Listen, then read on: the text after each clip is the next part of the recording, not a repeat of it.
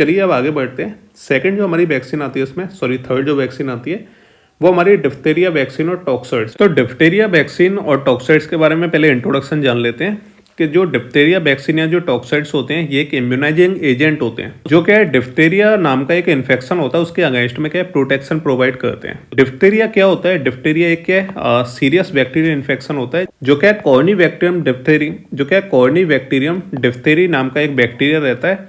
तो उसके जो टॉक्सिन्स होते हैं यानी उसके जो पॉइजन्स होते हैं उसकी वजह से कॉज होती है। ठीक है, यानी ये जो बैक्टीरिया रहता है जिसको हम कॉर्नीबैक्टीरियम डिप्थीरी बोल रहे हैं, तो ये क्या एक टॉक्सिन रिलीज करता है, एक पॉइजन को रिलीज करता है जिसकी वजह से हमें डिप्थीरिया नाम की डिजीज हो जाती है। ओके,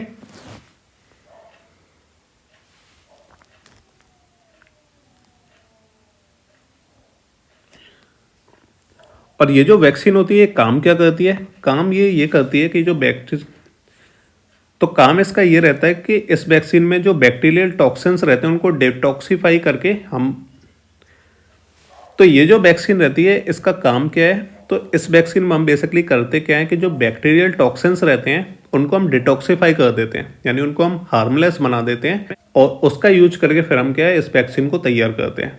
इस डिटॉक्सिफाइड फॉर्म को हम टॉक्सॉइड्स कहते हैं, जो इन्फेक्शन कॉज नहीं करता और इम्यूनिटी डेवलप करने में हेल्प करता है। तो टॉक्सॉइड्स हमारे वो इम्यूनोलॉजिकल प्रोडक्ट्स होते हैं जिसमें जो बैक्टीरिया जो टॉक्सिन्स को रिलीज करके हमें बीमार बनाते हैं, तो उन टॉक्सिन्स को हम क्या डिटॉक्सिफाई कर देते हैं और डिटॉक्सिफाई करने के बाद हम उन्हें यूज करते हैं अपनी बॉडी की इम्यूनिटी को इम्प्रूव करने के लिए। ठीक है, चलिए डिप्थीरिया के सिम्टम्स क्या रहते हैं इसके बारे में मैं आपको थोड़ा सा बता देता हूँ। तो डिप्थीरिया जब हमें डिजीज हो जाती है तो हाई फीवर आता है, सोर थ्रोट, ब्रीदिंग प्रॉब्लम्स, और अगर क्या है ये अनट्रीटेड रहता है, जो डिप्थीरिया रहता है अगर वो ठीक नहीं होता है, लंबे समय तक बना रहता है, तो इसके जो टॉक्सिन्स रहते हैं वो हार्ट और नर्व्स को भी डैमेज कर सकते हैं। चलिए, तो ये तो इंट्रोडक्शन हमने जान लिया। अब प्रिपरेशन के बारे में सीधा देखते हैं। यहाँ पे सबसे पहला जो स्टेप रहेगा वो हमारा कल्टीवेशन वाला ही रहेगा। तो सबसे पहले हम क्या एक बैक्टीरिया को जो सिलेक्ट करेंगे और फिर हम उसके लिए खाना बनाएंगे, एक कल्चर हम सिलेक्ट करेंगे और उसको हम ग्रो कराएंगे। इसमें क्या है हम जो बैक्टीरिया यूज करते हैं वो कॉर्नीबैक्टीरियम डिप्थीरी का एक स्ट्रेन होता है और इसको ग्रो कराने के लिए हम कल्चर यूज करते हैं डेक्सट्रोस व्हील इन्फ्यूजन मीडियम, जिसमें हम बैक्टीरिया को ग्रो कराते हैं। और ये जो कल्चर रहता है इसको हम इनक्यूबेट करते हैं 35 डिग्री सेल्सियस पर 7 डेज के लिए। ठीक है, जिसकी वजह से क्या है जो मैक्सिमम टॉक्सिन का जो अमाउंट रहता है वो ज़्यादा से ज़्यादा प्रोड्यूस हो पाता है। ठीक है, सो 2 स्टेप हमने देख लिए। पहले तो हमने बैक्टीरिया को सिलेक्ट किया, इसके अलावा हमने उसके लिए कल्चर बनाया और उसको क्या है हमने इनक्यूबेट कर दिया 35 डिग्री सेल्सियस पर 7 डेज के लिए। ओके, अब क्या है जो बैक्टीरिया वो ग्रो होगा और ज़्यादा से ज़्यादा जो टॉक्सिन है उसको रिलीज करेगा। ठीक है, तो हम क्या देखते हैं कि जो मैक्सिमम जो टॉक्सिन का जो प्रोडक्शन है वो 7 दिन के अंदर हो जाता है। अब हम क्या करेंगे कि जो टॉक्सिन प्रोड्यूस किया है बैक्टीरिया ने ग्रो होने के बाद, उस टॉक्सिन को हम क्या सेपरेट करेंगे। So this is the second step. अब सेपरेशन में हम क्या करते हैं कि जो बैक्टीरियल सेल्स रहती हैं उसको रिमूव किया जाता है। अब रिमूव कैसे करते हैं? एक पेपर पल्प होता है, ठीक है, ये क्या एक तरह का फिल्टर रहता है, फिल्टरिंग एजेंट रहता है, जो क्या करता है कि जो बैक्टीरियल सेल्स रहती हैं उसको अलग कर देता है, जो कल्चर रहता है, कल्चर मीडिया रहता है। ठीक है, अब फिल्टर होने के बाद क्या रहता है जो बैक्टीरियल सेल्स हैं वो तो हमारी अलग हो जाती हैं, लेकिन जो बाद में जो फिल्ट्रेट बचता है, जो कल्चर के अंदर जो फिल्ट्रेट रह गया है जिसे हम टॉक्सिन्स बोल रहे हैं जो बैक्टीरिया ने रिलीज किए हैं, उसको हम बाद में स्टेरिलाइज करते हैं। तो अपने फिल्टर के बाद जो हमने बैक्टीरियल सेल्स को अलग किया वो हमारे काम की नहीं है।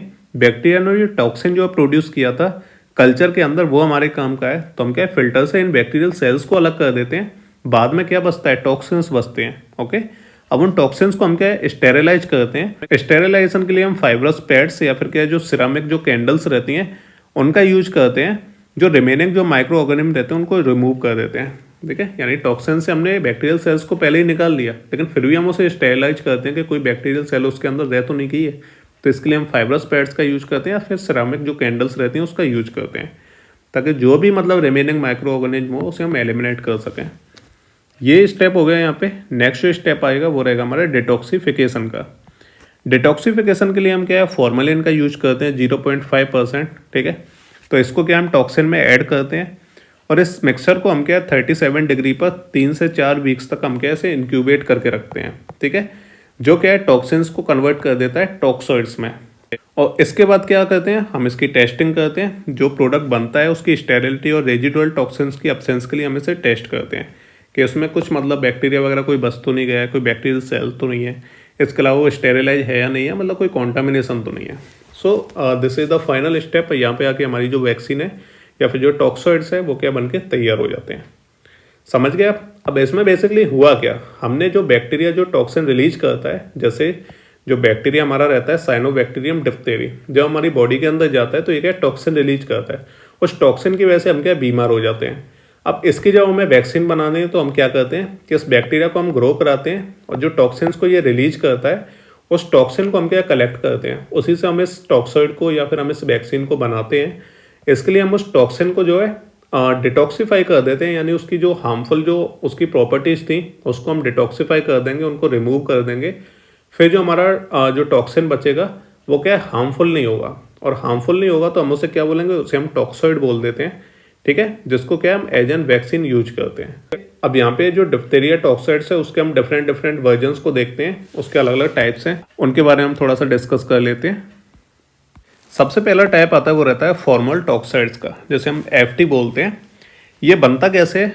अब देखो इसमें क्या है, बेसिकली जो हम टॉक्साइड बना रहे हैं ना उसमें हम अलग अलग मेथड्स को यूज करते हैं, यानी अलग अलग टाइप के टॉक्साइड्स होते हैं जिसमें हम कुछ चीज़ें मिक्स कर देते हैं तो कोई अलग टाइप का टॉक्साइड बन जाता है, कुछ हम एक अलग कंटेंट उसमें ऐड कर देते हैं तो अलग टाइप का टॉक्साइड बन जाता है। तो इनको हम बनाते हैं, तो पहले हम एक एक करके डिस्कस करते हैं पहले उसकी स्पेशलिटी के हिसाब से। जैसे सबसे पहले हम बात करें फॉर्मल टॉक्सॉइड्स की, तो ये बनता कैसे है। इसमें हम क्या करते हैं, डिप्थीरिया टॉक्सिन को, जो डिप्थीरिया जो बैक्टीरिया ने जो टॉक्सिन रिलीज किया था जिसको हमने सेपरेट करके अलग कर लिया था, तो उस डिप्थीरिया टॉक्सॉइड को हम क्या करते हैं फॉर्मेलिन के 0.5% के साथ हम उसे डिटॉक्सीफाई करते हैं। ओके, सो इसमें फिर क्या होता है, इसकी स्पेशलिटी क्या रहती है, जो फॉर्मेलिन रहता है ये क्या है टॉक्सिन को हार्मलेस बनाता है, पर इसकी जो एंटीजेनिसिटी यानी जो इम्यून सिस्टम को स्टिमुलेट करने की जो एबिलिटी रहती है उसको ये रिटेन करके रखता है। जो फॉर्मेलिन रहता है उसको डिटॉक्सीफाई तो कर देता है, लेकिन उसकी जो एंटीजेनिसिटी रहती है उसको भी क्या है ये मेंटेन करके रखता है, रिटेन करके रखता है। अगर इसे प्योरीफाई ना किया जाए तो ये क्या है सीवियर एलर्जिक रिएक्शंस कॉज कर सकता है। जो हमारे जो डिप्थीरिया टॉक्सिन्स रहते हैं तो उसको क्या है प्यूरिफाई करना जरूरी रहता है। आज के टाइम पे हम क्या है मॉडर्न प्यूरिफिकेशन टेक्निक्स का यूज करते हैं, तो इसकी वजह से जो हमारे फॉर्मल टॉक्साइड्स रहते हैं वो काफ़ी ज़्यादा सेफ होते हैं। बट कभी कभी क्या है इसकी जो एक्टिविटी और जो स्टेबिलिटी रहती है वो थोड़ी कम हो सकती है। ठीक है, जो मॉडर्न टेक्निक्स हम यूज करते हैं उसकी वजह से।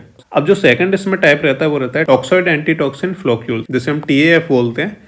इसे हम कैसे बनाते हैं, तो इसमें जो टॉक्सॉइड रहता है उसको हम एंटीटॉक्सिन के साथ मिक्स कर देते हैं। ठीक है, जिसमें टॉक्सॉइड की हम 100 यूनिट लेते हैं प्लस एंटीटॉक्सिन की हम क्या 80 यूनिट्स लेते हैं, और इन दोनों को क्या है हम आपस में मिक्स कर देते हैं। दोनों मिलके क्या है फ्लोक्यूल बनाते हैं, जो क्या है एंटीजन एंटीबॉडी कॉम्प्लेक्स रहता है, इसको हम फ्लोक्यूल बोलते हैं। तो जैसे ही फ्लोक्यूल बना हम क्या करेंगे, इसे वॉश करेंगे। वॉश करने के बाद क्या करेंगे, जो सलाइन सॉल्यूशन रहता है या फिर जो बैक्टीरिया साइड रहता है उसके अंदर हम कैसे रीसस्पेंड करेंगे, यानी उसके अंदर हम इसे फिर से मिक्स कर देंगे। ओके, इसकी स्पेशलिटी क्या रहती है, उसकी स्पेशलिटी ये है कि जो TAF रहता है हमारा, ठीक है, तो इसकी जो एंटीजेनिक एक्टिविटी रहती है वो काफ़ी ज़्यादा हाई रहती है। ओके, और इसका यूज क्या इफेक्टिव इम्यूनाइजिंग एजेंट के फॉर्म में हम ज़्यादा करते हैं, मतलब इसकी जो इफेक्टिवनेस है वो काफ़ी ज़्यादा रहती है। ओके, सो ये हमारा सेकंड टाइप हो गया। थर्ड रहता है एलम प्रेसिपिटेटेड टॉक्साइड, जिसे हम APT बोलते हैं। तो इसमें बेसिकली हम क्या करते हैं कि जो फॉर्मल टॉक्साइड रहता है तो उसको हम ट्रीट करते हैं चारकोल से, जिससे क्या है जो इम्प्योरिटीज होती हैं फॉर्मल टॉक्साइड से वो क्या रिमूव हो जाती हैं। फिर क्या है जो एलम रहता है, जैसे हम एल्यूमिनियम सॉल्ट्स बोलते हैं, उसको हम ऐड करके जो इम्प्योरिटीज रहती हैं जैसे कि बायोकार्बोनेट्स हो गए, फॉस्फेट्स हो गए, इसके अलावा प्रोटीन्स हो गए, तो इन सबको हम क्या करते हैं प्रेसिपिटेट करते हैं, यानी उनको हम सेटल डाउन कर देते हैं। ठीक है, एलम का यूज करके, है ना। तो एलम तो आप जानते हो जैसे हम फिटकरी बोलते हैं। तो सबसे पहले हमने क्या किया, चारकोल मिक्स किया हमने, मतलब जो फॉर्मल टॉक्साइड था उसको हमने चारकोल के साथ ट्रीट किया, तो जिसकी वजह से जो इम्प्योरिटीज हैं वो निकल गई। इसके बाद हम इसमें क्या करेंगे, एलम को यूज कर देंगे, मतलब इसके साथ हम एलम को मिक्स कर देंगे। एलम की क्वालिटी रहती है कि मतलब वो क्या है बायोकार्बोनेट, फॉस्फेट और जो प्रोटीन्स रहती है उसको क्या है ये प्रेसिपिटेट कर देता है, उसको क्या सेटल डाउन कर देता है, वो नीचे बैठ जाते हैं। ओके, तो ये काम हो गया। और उसके बाद जो मतलब प्रोडक्ट हमें मिलेगा तो उसे हम वॉश करेंगे, और फिर क्या हम इसे सलाइन सॉल्यूशन या फिर के जो बैक्टीरिया साइड रहता है उसके अंदर हम इसे सस्पेंड कर देंगे। ठीक है, हो गया, उसके अंदर हम उसे मिक्स कर देंगे। एलम का काम रहता है कि ये क्या एक एडजुवेंट का काम करता है, जो इम्यून सिस्टम को रेस्पॉन्स को और ज़्यादा स्ट्रॉन्ग बना देता है। ठीक है, यानी एज एन एडजुवेंट हम इसे यूज करते हैं। और इसके अलावा हम बात करें स्पेशलिटी की, तो APT क्या है ज़्यादा एंटीबॉडीज प्रोड्यूस करता है, इसलिए ये क्या है जो FT रहता है फॉर्मल टॉक्साइड रहता है, जो TAF रहता है उसके कंपैरिजन में ज़्यादा इफेक्टिव होता है। सो इसका यूज हम क्या है वैक्सीन में काफ़ी ज़्यादा कॉमनली करते हैं। ठीक है, तो ये इसके बारे में कुछ मतलब अच्छी बातें होगी। नेक्स्ट हम बात करते हैं जो हमारा प्यूरिफाइड टॉक्साइड एल्यूमिनियम फॉस्फेट, जिसे हम PTAP बोलते हैं। इसको बनाने के लिए क्या है, मतलब एक सेमी सिंथेटिक मीडियम हम इसमें प्रिपेयर करते हैं इसको बनाने के लिए। इसका जो प्यूरिफिकेशन प्रोसेस क्या है, ज़्यादा एडवांस रहता है, जिसमें जो हमारे एजेंट्स होते हैं जैसे कि मैग्नीशियम हाइड्रोक्साइड हो गया, अमोनियम सल्फेट हो गया, इसके अलावा कैडमियम क्लोराइड हो गया, तो इन सभी का हम यूज करते हैं इसकी प्यूरिफिकेशन में। स्पेशलिटी की बात करें तो ये क्या एक हाईली प्यूरिफाइड टॉक्साइड होता है जो क्या प्रोटीन्स और इम्प्योरिटीज को रिमूव करता है। ठीक है, ये चीज़ आपको ध्यान रखनी है। इसके अलावा जो PTAP रहता है तो इसका जो इम्यूनोजेनेसिटी रहता है, यानी इम्यून रेस्पॉन्स को जनरेट करने की जो एबिलिटी रहती है वो काफ़ी ज़्यादा स्टेबल रहती है। तो ये इसके कुछ फीचर्स हो गए, स्पेशलिटी होगी, तो ये आपको ध्यान रखना है। अब बेसिकली क्या है, जो हमने टाइप्स वगैरह देखे इनका मतलब और रोल बिल्कुल सिंपल सा है कि जो अलग अलग जितने भी टाइप के जो टॉक्साइड रहते हैं तो ये क्या अलग अलग प्यूरिफिकेशन मेथड और जो एडजुवेंट्स होते हैं उनका यूज करने की वजह से अलग अलग प्रॉपर्टीज इनके अंदर होती हैं कि जिस मतलब टॉक्सिन को हमने जिस तरीके से प्यूरिफाई किया है तो उसमें क्या अलग प्रॉपर्टीज होंगी। अगर उसमें हमने किसी तरह का एडजुवेंट हमने मिक्स किया है, ठीक है, तो उसकी वजह से क्या उसकी जो टॉक्साइड की जो प्रॉपर्टीज होंगी वो अलग होंगी। ये तो हमारे टाइप्स हो गए। अब स्टोरेज की बात करें तो 2 से 8 डिग्री सेल्सियस टेम्परेचर में हम इसे मेंटेन करके रखते हैं जिससे इसकी पोटेंसी बनी रहे। और लाइट रेजिस्टेंट जो कंटेनर यूज करते हैं जिनमें लाइट क्या एंटर न कर सके, तो उसमें कैसे स्टोर किया जाता है। और स्टेबिलिटी की बात करें तो जो एलम बेस्ड जो टॉक्साइड्स रहते हैं जैसे कि APT हो गया और PATP हो गया, तो ये क्या ज़्यादा स्टेबल होते हैं और अनप्यूरिफाइड जो FT रहता है उससे ज़्यादा इफेक्टिव रहते हैं। ठीक है, तो बस इतना आपको ध्यान रखना है। यूजेस की हम बात करें तो इसको हम एजेंट प्रोफाइलैक्टिक एजेंट यूज करते हैं, डिप्थेरिया के प्रिवेंशन के लिए हम इसे यूज करते हैं, DPT। ठीक है, और इसके अलावा ये इम्यून सिस्टम को क्या है टॉक्सिन्स के अगेंस्ट में क्या है एंटीबॉडीज बनाने के लिए प्रिपेयर करता है। ओके, सो ये इसके कुछ यूजेस हो गए। सो आई होप आपको ये जो डिप्थेरिया वैक्सीन वाला जो प्रिपरेशन है ये आपको अच्छे से समझ में आ गया होगा। अगर आपके फिर भी समझ में नहीं आया हो कुछ भी तो आप जो कमेंट करके बोल सकते हो, मैं आपको समझाने की कोशिश करूँगा।